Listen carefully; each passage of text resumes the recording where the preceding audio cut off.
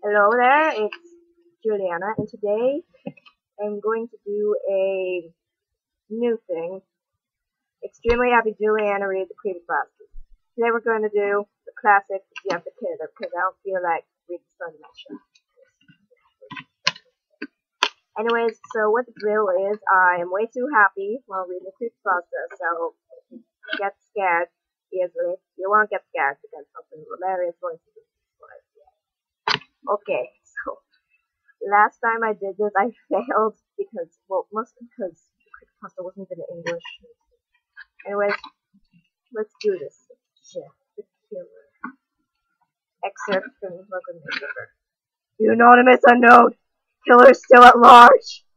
After weeks of unexplained murders, the anonymous unknown killer is still on the rise. After little evidence has been found, a young boy states that he survived one of the killer's attacks and barely tells the story.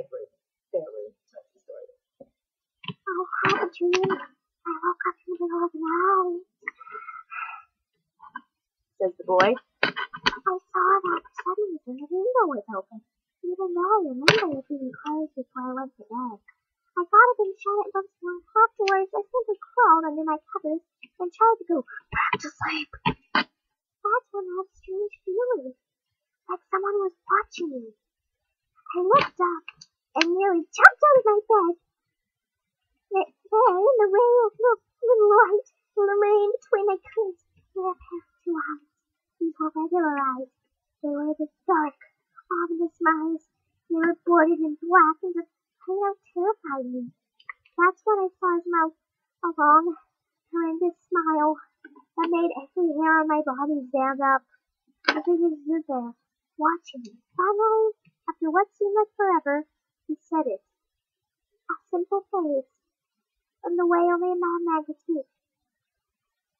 He said, "Go to sleep!" I let out a scream. That's what sent him at me. He pulled up a knife, aiming at my heart. He jumped up on top of my bed. I fought him back. I kicked, I punched, I rolled around. I tried to knock him off me. That's when my dad busted in. The man threw the knife. It went into my dad's shoulder. The man would probably finished him off if one of the neighbors hadn't alerted the police. They drove into the parking lot and ran towards the door. The man turned and ran down the hallway. I heard a smash like grass. Okay, one mistake will not let me finish this. Like glass breaking. As I came out of my room, I saw the window that was pointing towards the back of my house broken. I looked out of it to see him vanish into the distance. I can tell you one thing, I'll never forget those cold, evil eyes, that psychotic smile. They'll never leave my head. Police are still looking for this man. If you see anyone who fits the description in this story, please contact your local police. Jeff and his family had just moved into a new neighborhood. His dad had gotten the promotion at work, and they thought it would be best to live in one of those fancy neighborhoods. Jeff and his brother Lou couldn't complain, though. A new, better house. What was not to love? As they were getting unpacked, one of their neighbors came by. "Hello," she said. "Mama, oh, Papa, I live across the street from you. Well, I just wanted to introduce myself to my son." She turns around and calls her son over. "Billy, those are no neighbors." Billy said hi and ran back to the yard. "Well," said Jeff's mom, "I'm Margaret, and this is my husband Peter, and these are my two sons, Jeff and Lou." They each introduced themselves, and then Barbara invited them to his son's birthday. Jeff and his brother were about to object when their mother said that they would love to. Lies. When Jeff and his family are done packing, Jeff went up to his mom. "Mom, why did you have to invite us to some kid's party? If you haven't noticed, I'm not some dumb kid."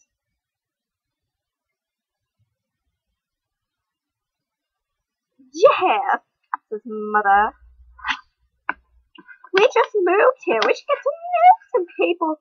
Now, what are we going to go to that party, and that's final." Jeff started to talk, but stopped himself, knowing that he couldn't do anything. Whenever his mother said something, it was final. He walked up to his room and plopped down on his bed. He sat there looking at the ceiling, and suddenly he got a weird feeling. Not so much a pain, but a weird feeling. He dismissed it and thought it was just some random feeling. He heard his mother call down and get his stuff, and he walked down again. Next day, Jeff walked downstairs, I do words, but to get breakfast and get ready to school. As he sat there eating his breakfast, he once again got the feeling. This time it was stronger. It gave him a bugging pain. A bugging pain. But they once again dismissed it. As he and Liu finished breakfast, they walked down to the bus stop. They sat there waiting for the bus. And then all of a sudden, some kid on a skateboard jumped over them on inches above their laps. They both jumped back, inch back. Oh, what the hell?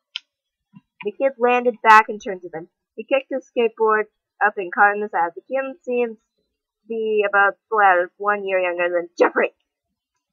He wore an Aeropostale Earl, I don't know how to say it, and ripped blue jeans. Well, looks like we got some new meat. Suddenly 2 other kids appeared. One of them was super skinny, and the one was super fat. Well then, since you're new here, I'd like to introduce ourselves. This one over here is Keith. Jeff and Leo looked over to Skinny Kid. He had a dopey face that you could guess from his sidekick. Oh no, I forgot to do this. Here's Troy. They looked over at the fat kid. Talk about a tub of logs. Kid looked like he had exercise since he was crawling. And hi, the first kid said, and Randy. Now, for all the kids in this neighborhood, there are a small price of bus fare, if you catch my drift. Lou stood up, ready to punch the lights out of the kid's eyes when one of his friends pulled a knife on him. Kiss, big discs. Why are the big discs? I don't like the big discs. I had hoped you'd be more cooperative, but it seems we must do this the hard way. Kid walked up to Liu and took his wallet out of his pocket. Jeff got that feeling again. Now was truly strong, a burning sensation. He stood up, but Liu just didn't sit down. Jeff ignored him and walked up to the kid. Listen here, little punk. Give him back. Oh wait, no, it's Jeff. Okay. Yeah, I don't want to mess up. Look here, little punk. Give me my brother's wallet or else. Randy put the wallet in his pocket and he pulled out his own knife. Can I? Oh, and what will you do? Just as he finished. Oh, and what will you do? I'm forgetting the voices. As he finished this, Jeff popped the kid in the nose. As Randy reached for his face, Jeff grabbed the kid's wrist and broke it. Randy screamed, and Jeff grabbed the knife in his hand. Troy and Keith rushed Jeff, but Jeff was too quick. He threw Randy to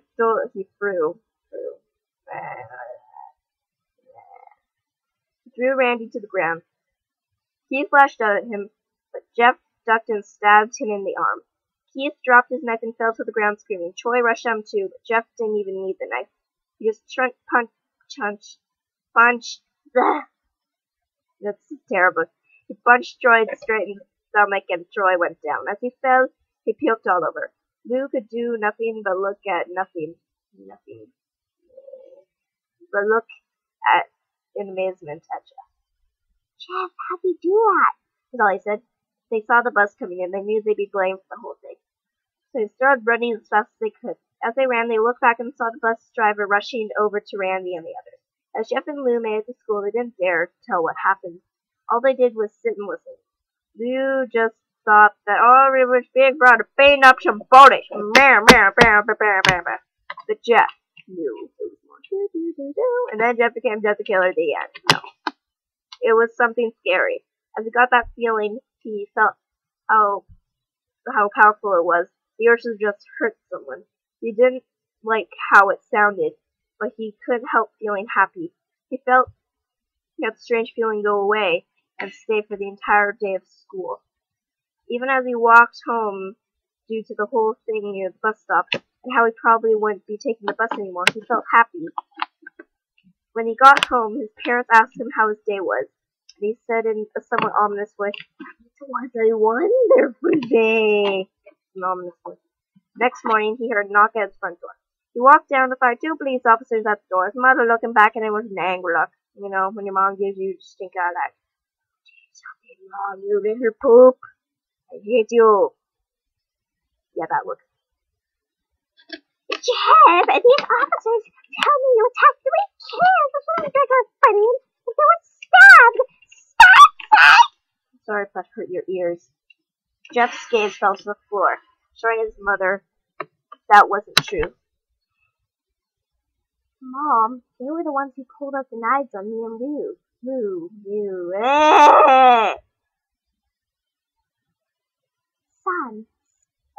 Son, said one of the cops. Found their kids. 2 stabbed. One have a frozen stomach. We have witnesses proving that your blood stained. Now, please tell us. Jeff knew it was no use. I'm sorry if I made your ears bleed. Actually, I'm looking at Odyssey right now, and I'm pretty sure I made your ears bleed. I'm sorry. He couldn't say him and Leo had been attacked, but there had been no proof that they'd been attacked first. They couldn't say that they weren't fleeing because the truth be told they were. So Jeff could defend himself or Lou. Son, call down your brother. Jeff couldn't do it, since it was him who beat up all the kids. Sir, it was me. I was the one who beat up all the kids. You tried to hold me back. Oh, wait, no, that's Jeff. Ah, you know what, never mind. Hey, come stop me. The kid looked at his partner and they both nod. Well, kid, looks like 1 year in juvie, little poop. I'm sorry. Perhaps I don't know. Wait! Says Lou. I hate his name. You know what, let's just call Lou Bob, okay? We'll call him Lou Bob, because I can't say his name. They all looked up to see him holding a knife. The officers pulled their guns and locked them on Lou. It was me. I beat up those little punks. I have marks to prove it. He lifted up his sleeve to reveal cuts and bruises as if he was in a struggle. Oh, he hurt himself. I feel bad. Poor Bob. Son, just put the knife down, said the officer. Bob held up the knife and dropped it to the ground. He put his hands up and walked. No, Lou. I mean, Bob. I did it. It was me. Jeff had tears running down his face. Huh, poor bro. Trying to take the blame for what I did. Well, take me away. That was Lou. Well, congratulations, Lou. You went through puberty. Okay. Lou, tell them it was me. Tell them I was the one who beat up those kids.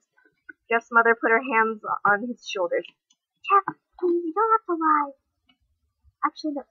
Jeff, please.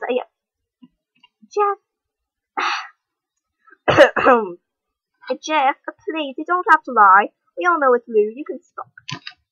Jeff watched helplessly as the cop car speeds off with Lou inside. How long is this? Oh my god.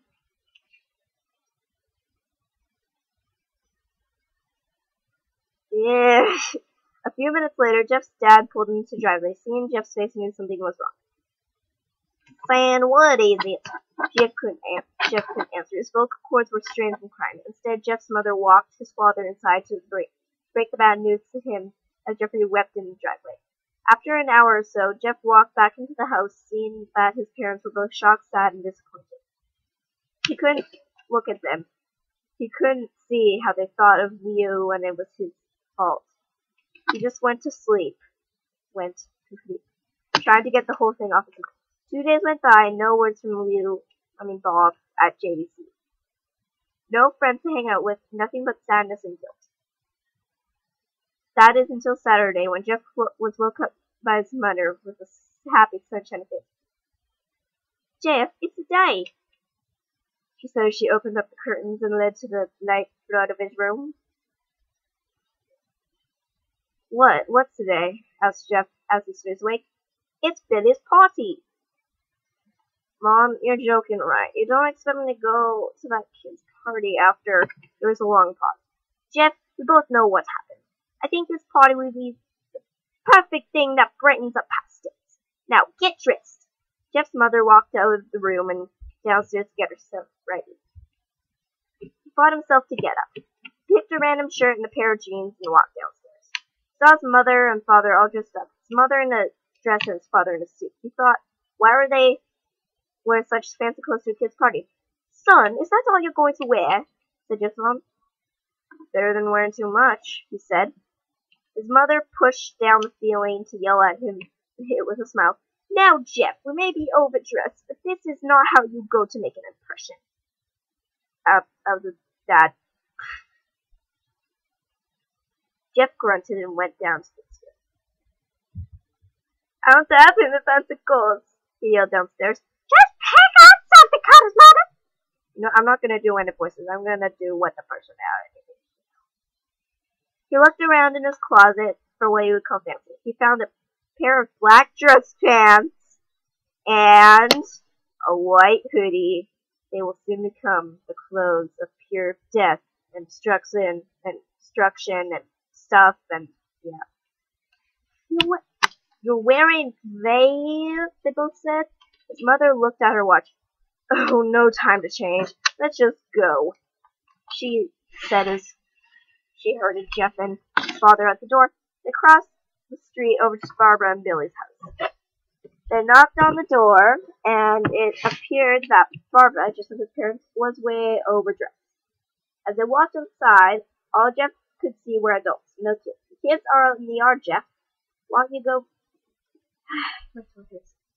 How do you go and meet some of them? Said Barbara. Jeff walked outside to a yard full of kids. They were running around in weird cowboy costumes and shooting each other with plastic guns. He might as well be standing in a Toys R Us. Suddenly, a kid came up and handed him a gun, toy, and hat. Hey, you wanna play? He said, no, kid. I'm way too old for this stuff. The kid looked at him with a weird puppy dog face. Said the kid. Fine, said Jeff. He put on the hat and started to pretend to shoot at kids. At first, he thought it was totally ridiculous, but then he started to actually have fun. It might not have been super cool, but it was the first time he had done something that took his mind off Bob, or Lou, or meh. You know what, I'm just going to call him Lou again. Screw Bob. So he played with the kids for a while until he heard a noise, a weird rolling noise. Then it hit him, like, literally. If you didn't hear that, I hit myself on the head with it. Randy, Troy, and Keith all jumped over the fence on their skateboards. Jeff dropped the fake gun and ripped off the hat. Randy looked at Jeff with pretty. Hello, Jeff. He said, "You have some unfinished business." Jeff saw his bruised nose. I think we're even. I beat the crap out of you, and you got my brother sent to JDC. Randy got an angry look in his eyes. My dog won't shut up.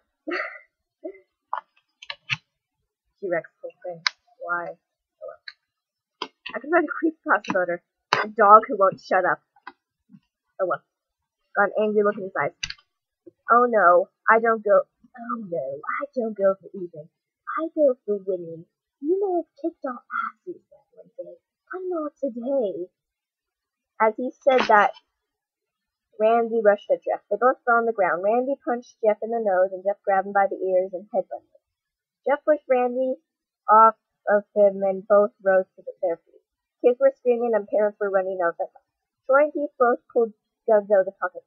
No one interrupts, or guts will fly. I'm sorry. So stupid.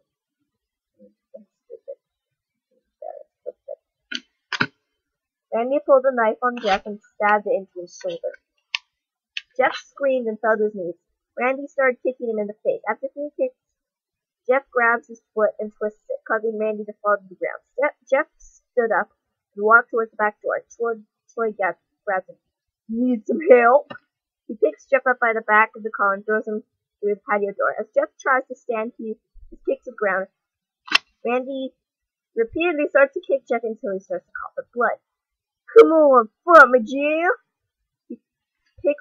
Jeff up and throws him into the kitchen. Randy sees a bottle of vodka on the counter and smashes the glass over Jeff's head. Fight! Fight! Such insert a Mortal Kombat thing in there. He throws Jeff back in the living room. Come on, Jeff, look at me. Jeff glances up, his face riddled with blood. I was the one who got brother sent to JGC. Now you're gonna see your little rotter for who you. You should be ashamed. Jeff starts to get up. Oh, finally, you get started up and fight. Jeff is now on his feet, blood and vodka on his face. Once again, he gets that strange feeling, the one I haven't felt in a while. That's actually how it's feeling. Finally, it's up, says Randy and runs at Jeff. There's when it happens. Something inside Jeff snaps. His psyche is destroyed. All rational thinking is gone. All he can do is kill. Boo, boo, boo, boo. He grabs Randy and pile drives him into the ground. He gets on top of him and punches him straight in the heart, which isn't very healthy. The punch causes Randy's heart to stop, and Randy grasps fast. Jeff hammers down on him, punch after punch. Blood gushes from Randy's body until he takes one final breath and dies. That probably made the irritating part. Everyone is looking at Jeff now. Parents, the crying kids, even Choi and Keith. Although they easily break from their gaze and point their guns at Jeff. Jeff sees the guns trained on him, and he runs for the stairs. As he runs, Choi and Keith let out open fire on him, each shot missing. Jeff runs up the stairs. He hears Choi and Keith follow up behind. As they let out their final round of bullets, Jeff ducks into the bathroom and he grabs a towel rack and rips off the wall. Choi and Keith race in, knives ready. Choi swings his knife at Jeff, who backs away and bangs the towel rack in Choi's face. That probably hurts. Choi goes down hard, and now all that left is Keith. He's more agile than Choi, though, and ducks when Jeff swings his towel rack. He dropped the knife and grabbed Jeff by the neck. He pushed him into the wall. A thing of bleach fell down on top of him from the top shelf. It burned both of them, and both of them started to scream. Jeff wiped his eyes as best as was that a bug? He could. He pulled back the towel rack and swung it straight into Keith's head. As he lay there, bleeding to death, he let out an ominous spout. What's so funny? Asked Jeff. Keith pulled out a lighter and switched it on. What's funny? He said. Is that you're covered in bleach and alcohol. Jeff's eyes widened as Keith threw the lighter at him. As soon as the flame made contact with him, flames ignited the alcohol and vodka. While the alcohol burned him, the bleach bleached his skin. Jeff let out a terrible screech as he caught on fire. He tried to roll out the fire, but it was no use. The alcohol had made him a walking inferno. He ran down the hall and fell downstairs. Everyone started screaming as they saw Jeff, and now a man on fire dropped to the ground, nearly dead. The last thing Jeff saw was mother and the other parents trying to extinguish the flame. That's when he passed out. When Jeff awoke, he had a cast wrapped around his face. He couldn't see anything, but he felt the cast on his shoulder and stitches all over his body. He tried to stand up, but he realized that there was some tube in his arm, and when he tried to get it, it fell out and a nurse pushed it. I don't think you can get out of bed just yet, she said, as she put him back in bed and reinserted the tube. Jeff sat there with no vision, no idea of his surroundings. Finally, after hours, he heard his mother. Honey, are you okay? Yes. Jeff couldn't answer, though. His face was covered, and he was unable to speak. Oh, honey, I have great news. After the witnesses told the police that Randy had confessed trying to attack you, they decided to let you go. This made Jeff almost bolt up, stopping halfway, remembering the tube coming out of his arm. He'll be out by tomorrow, and then you two will be together again. Jeff's mother hugs Jeff and says goodbye. The next couple of weeks were those where Jeff was visited by his family. Then came the day where his bandages were removed. His family were all there to see it. What he would look like. All the doctors unwrapped his bandages from Jeff's face, and everyone was on the edge of their seat. They waited until the last bandage holding over his face was almost removed. Let's hope for the best, said the doctor. He quickly pulled the cloth, letting the rest fall from Jeff's face. Jeff's mother screamed as slaves. Lou and Jeff's dad are all struck at his face. What happened to my face? Jeff said. As he rushed out of bed and ran to the bathroom, he looked into the mirror and saw the cause of distress. His face. It's horrible. His lips were burnt to a deep shade of red. His face was turned into a pure white color. His hair singed from brown to black. He slowly put his hand on his face. It had sort of a leathery feel now. Finally, I looked back at his family, then back to the mirror. Jeff, Said Lou. it's not that bad. Not that bad, said Jeff. Perfect! Jeff's family were equally surprised. Jeff started laughing uncontrollably, like a turkey. He laughed uncontrollably like a dying turkey. His parents noticed that his left eye, my hand was pushy. Oh my god, that's me. Jeff, are you okay? Okay? I've never felt so we're having. Look at me. This face goes perfectly with me. He couldn't stop laughing. He stroked his face, feeling it, looking at it in the mirror. What caused this? Well, you may recall that when Jeff was playing Mandy, something in his mind, his sanity, snapped.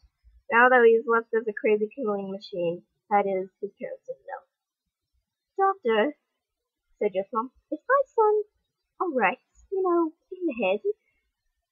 Oh yes, this is typical behavior for the typical patients that are on large amounts of painkillers. If this behavior doesn't change in a few weeks, you have to bring him back here because he's probably loco in the cocoa. Thank you, Doctor. Jeff's mother went over to Jeff. Jeff, sweetie, it's time to go. Jeff looked away from the mirror, his face still formed into a crazy sob. Okay, mommy. His mother took him by the shoulder and took him to get his clothes. This is what came in. Said the lady at the desk. Jeff's mom looked down to see the black dress pants and the white hoodie for Sunday. Now they were clean of blood and now stitched together. Jeff's mom led him to the room where it made him put his clothes on. Then they left, not knowing this was the final day of their life. Later that night, Jeff's mother woke to a sound coming from the bathroom. It sounded like someone was crying. Slowly he walked over to see what it was. She looked into the bathroom. She saw a horrendous sight. Jeff had taken a knife and carved a smile on his cheek. Well, Jeffrey, what are you doing? Jeff looked into his mother. I couldn't stop smiling, Mommy. It hurt after a while, but now I can smile forever. There's no end to this. I can't edit this. Jeff's mother noticed his eyes ringed in black. Jeff, your eyes! His eyes were seemingly never closing. I couldn't see my face. I got tired and my eyes started to close. I followed the eyelids so I could see myself, my new face.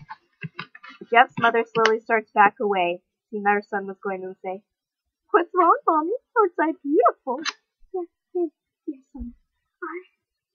I'm going to let your daddy so I can see your face. She ran into the room and shook Jeff's dad from his Our son's insane. We need to kill this guy. He has like rabies or someone. Oh, kill old Yeller style. She stopped as that's not how it's been. I just did because, I felt like it. Oh my god, 30 minutes. It's really not worth 30 minutes of your life. Got this far, virtual cookie for you. She stopped as she saw Jeff in the doorway, holding a knife. A knife.